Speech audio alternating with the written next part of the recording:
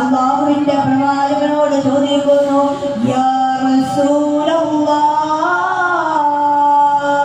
അല്ലാഹുവിന്റെ നബിയേ, എനിക്ക് വേണ്ടി ഒന്ന് ദുആ ചെയ്യുമോ നബിയേ?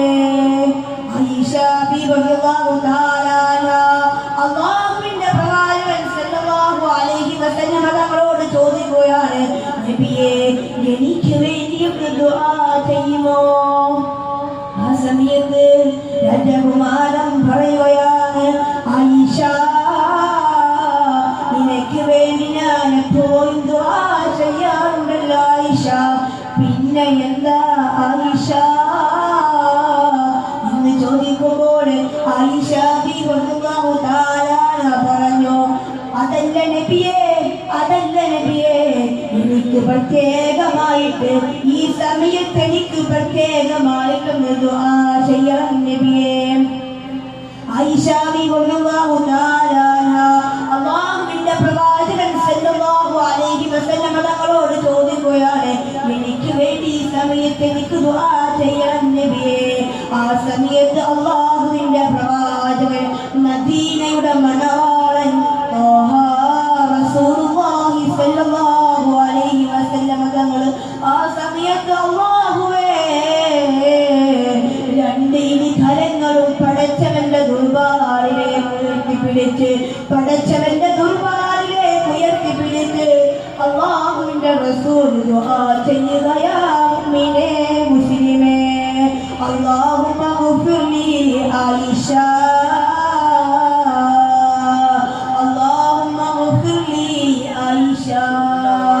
പടച്ചവനെ എന്റെ ആയിഷക്ക് നീ പുറത്തു കൊടുക്കണേ തമ്പുരാനെ.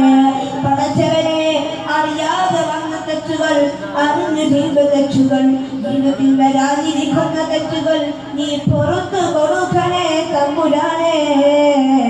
അല്ലാഹുവിന്റെ പ്രവാചകൻ റസൂലുള്ളാഹി സ്വല്ലല്ലാഹു അലൈഹി വസല്ലം തങ്ങൾ ആയിഷ ബീവി റളിയല്ലാഹു തആല ജീവിതത്തിലെ പാപങ്ങൾ പൊറുക്കുന്നതിന് വേണ്ടി പടച്ച റബ്ബിനോട് ആത്മാർത്ഥമായി ദുആ ചെയ്യുകയാണ് റസൂൽ സല്ലല്ലാഹു അലൈഹി വസല്ലം തങ്ങൾ. ആ സമയത്ത് ആയിഷ ബീവി റളിയല്ലാഹു തആല വല്ലാത്ത സന്തോഷമാണ്. കാരണം മുത്ത് നബിയാണ് ദുആ ചെയ്യുന്നത്. ഈ പ്രപഞ്ചം തന്നെ സൃഷ്ടിക്കാൻ കാരണക്കാരനായ അഷ്റഫുൽ ഖൽഖ് നബി മുഹമ്മദ് മുസ്തഫ സല്ലല്ലാഹു അലൈഹി വസല്ലം തങ്ങൾ നമ്മുടെ പ്രിയപ്പെട്ട ഭാര്യയുടെ ജീവിതത്തിലെ പാവങ്ങൾ പൊറുക്കുന്നതിന് വേണ്ടി പടച്ച റബ്ബിന്റെ മുമ്പിലേക്ക് ഇരുകരങ്ങളായി ഉയർത്തി പിടിച്ചുകൊണ്ട് ദുആ ചെയ്യുന്നത് കണ്ടപ്പോൾ ആയിഷ ബീവി ചിരിക്കാൻ തുടങ്ങി. കാരണം വല്ലാത്ത സന്തോഷമാണ്. അവിടുന്ന് ചിരിച്ച് ചിരിച്ച് ചരിത്രം പറയുകയാണ്, അല്ലാഹുവിന്റെ റസൂലിന്റെ മടിയിൽ നിന്ന് താഴേക്ക് വീഴുകയാണ്.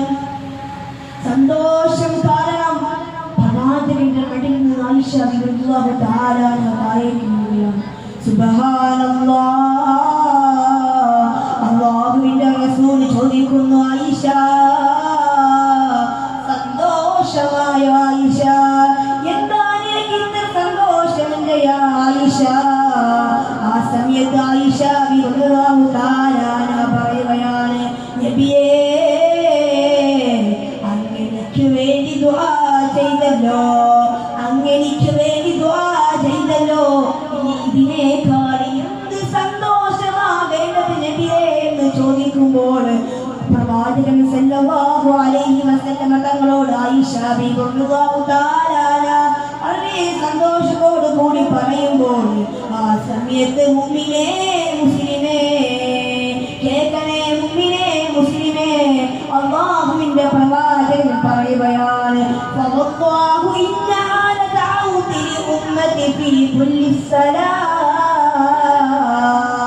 പ്രവാചകൻ വലിയ സന്തോഷത്തോടു കൂടി ചിരിച്ചുകൊണ്ടിരിക്കുന്ന ഭാര്യയോട് പറയുകയാണ്, വല്ലാഹു ഇന്നഹാ ലദഅഉതി ഉമ്മതി ഫീ കുല്ലി സലാം.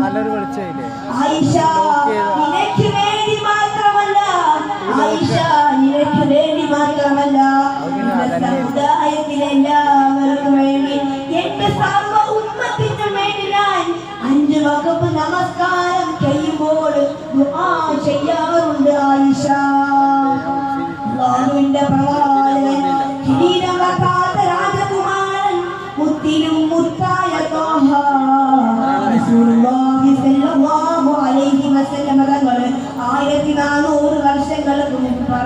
ഓർമ്മപ്പെടുത്തുകയാണ്.